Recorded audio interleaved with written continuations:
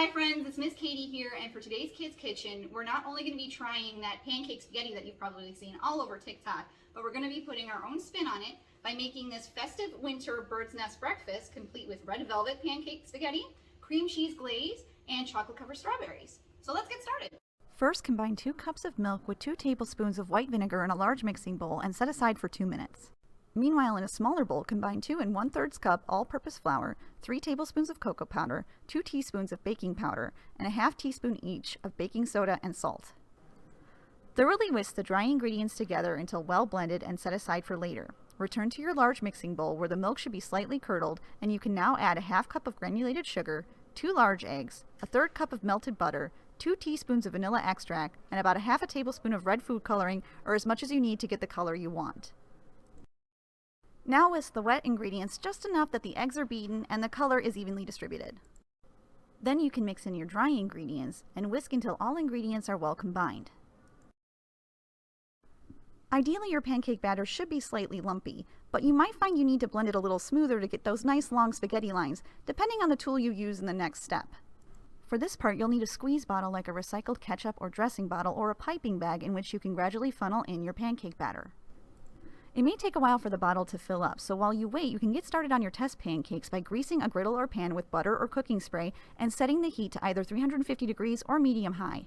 Scoop out a few pancakes worth of extra batter and let them cook while you prep the cream cheese glaze. For this, you'll need to combine 2 cups of powdered sugar, 6 ounces of softened cream cheese, 6 tablespoons of softened butter, a 1/3 cup of milk, and a half teaspoon of vanilla extract in another large mixing bowl.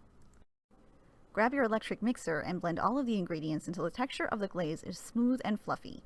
Then set aside or refrigerate for later because your test pancakes are probably ready to flip. They should only need about a minute on the other side before you can remove them to a plate, and then get started on your pancake spaghetti by grabbing your squeeze bottle and squeezing out the batter in long continuous strands on your griddle. You'll want them thin enough to cook on both sides without flipping, so when they're ready you can gather them with some tongs and cook the next batch while you prep your eggs for the nest, which you can make by stemming 2 small strawberries and microwaving 2 to 4 ounces of white chocolate at 15-second intervals until melted. Then dip the strawberries and let them harden or freeze them while you finish your pancakes. It may take a few tries to get the right shape, but once you've made enough batches, you can pile your pancake spaghetti on a plate and dig out the middle to form a nest. Then on a larger plate, spread out a few spoonfuls of the cream cheese glaze as if your nest had landed in a fresh snowfall.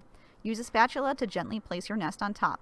Sprinkle on a little bit of extra powdered sugar and place your chocolate-covered strawberry eggs in the middle to complete the look.